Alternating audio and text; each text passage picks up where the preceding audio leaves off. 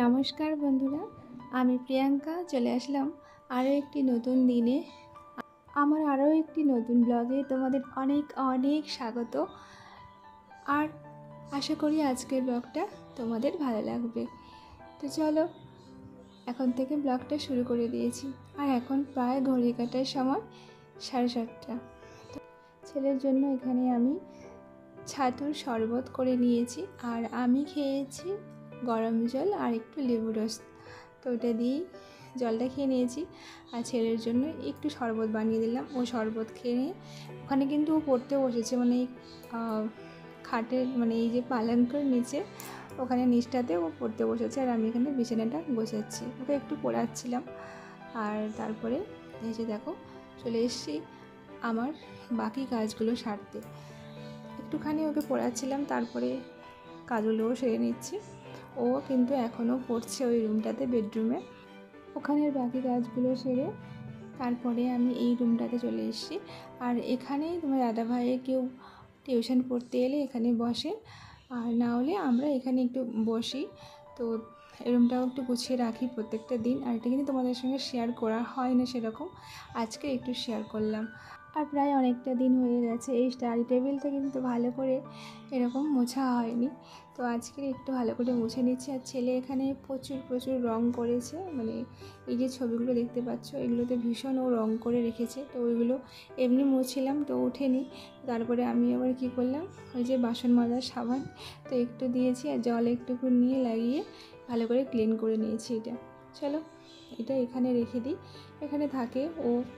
এই রুমটাতে মানে যখন আসে তখন এখানে একটু পড়তে বসে, তো এটাতে রেখে দিচ্ছি এখানে। আর একটু ভালো করে সুন্দর করে ডেকোরেশন করে নিচ্ছি। আর তোমার দাদাভাই গেছে টিউশন পড়াতে, প্রায় ও 6:30টার দিকে বেরিয়ে গেছিলো।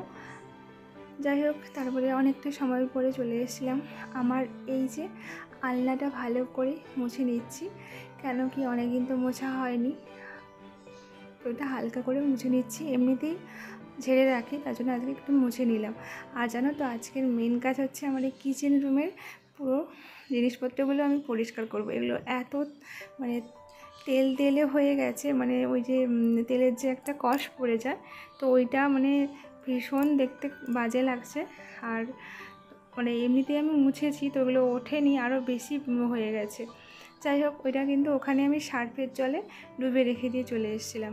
আর এইগুলো তোমার দাদাভাই এক্ষুনি পরিয়ে ফেরার পথে নিয়ে এসছে বিস্কিট আর দই আর বাতাসা।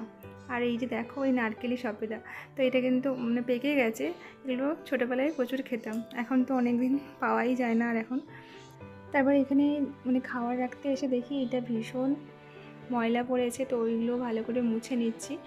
আর দেখো তরকারি টরকারিতে সব রাখা হয়, ওগুলো পড়ে গেছে, ওগুলো কিন্তু ওঠেনি। আর মানে এমনি ওঠানোর চেষ্টা করেছি অনেকবার আগে, তো ওটা কিন্তু ওঠেনি। আর এরকম দাগ একটা হয়ে গেছে, তো এটা ভালো করে ঝেড়ে মুছে নিয়েছি। নিয়ে বাইরটা একটু এমনিতেই মুছে থাকে সবসময়। চলো তারপরে ওই খাবারগুলো সব সুন্দর করে গুছিয়ে নেব। এখানে এই প্লেটটাও রাখা হয়, যদি কেউ আসে তার জন্য রাখা হয়। মানে এমনি থালা বাসন তো আছে, তবু ওইটা রাখা থাকে এখানে। আর এই যে গুছিয়ে নিয়েছি। তারপরে দেখো কারেন্ট চলে গেছে, তো আমি গেছিলাম, ওইগুলো অনেকটা সময় হয়ে গেছে, তো প্রায় আধ ঘন্টা মতন হয়ে গেছিলো। ভাবলাম চলো ওইগুলো ধুয়ে ফেলি, কিন্তু দেখি যে কারেন্ট চলে গেছে। তো চলো, কোনো ব্যাপার নেই। তারপরে আমি মোবাইলের ফ্ল্যাশ লাইট জ্বালিয়ে দিয়ে যেরকম তোমাদের সঙ্গে ভিডিও শেয়ার করি সেরকম আমি করে যাচ্ছি। তো দেখো এতটাই মানে তেল তেলে যে চিটচিটে যে একটা ভাব, মানে এতটাই বিশ্রী লাগছে, তারপরে উঠছিল না। তো সার্ফে ডোবানো ছিল। তারপরে আমি আবার ওই বাসন মাজা যে সাবান, ওইটা নিয়ে এসে ভালো করে একটু হালকা করে ঘষতেই কিন্তু উঠে যাচ্ছে। আর আগে যেখানে ছিলাম, মানে যে রুমটাতে আমরা ভাড়ায় থাকতাম, ওইটাতে কিন্তু বেশ সুন্দর রান্নাঘরটা ছিল। এখানে রান্নাঘরটা একটু অন্যরকম, মানে এদিক ওদিক হয়ে আছে জিনিসপত্রগুলো, তাই ভালো করে তোমাদের সঙ্গে শেয়ারও করা যায় না।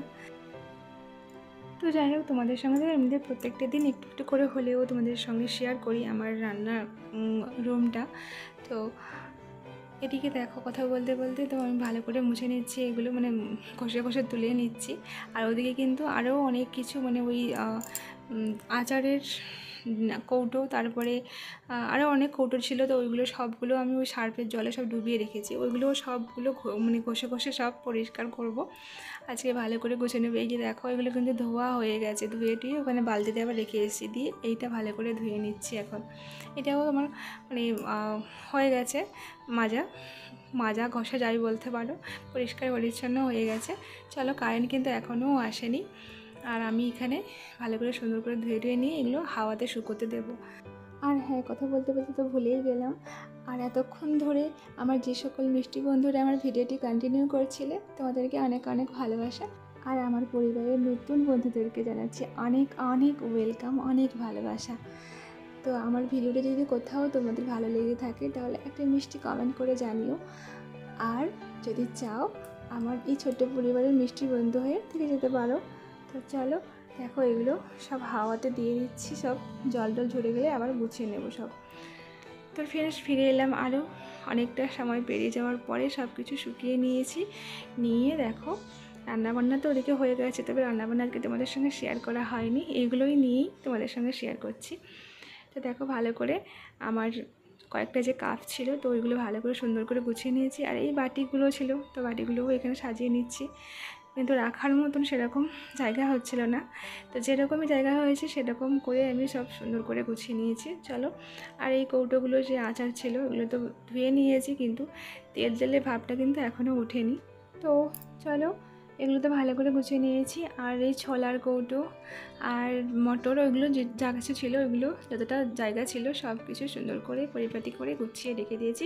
আর পাশেরটাতেও কয়েকটা কৌটো তো আছে, দেখতেই পাচ্ছ এখানে। আর এইটাতে হচ্ছে লেবু রস বের করা, তো ওইটাও ভালো করে ধুয়ে নিয়েছিলাম। আর আমার এই যে ননস্টিকের কড়াই আর এই ছোট্ট হাটপট, তো এগুলো ভালো করে মুছিয়ে নিয়েছিলাম, সেগুলো তোমাদের সঙ্গে শেয়ার করিনি। তো এগুলোও ভালো করে এখানেই থাকে, এই ওপরটাতে রেখে দিই। তো এখানেই ভালো করে গুছিয়ে নিচ্ছি। আর আজকের ব্লগটা একেবারেই ছোট।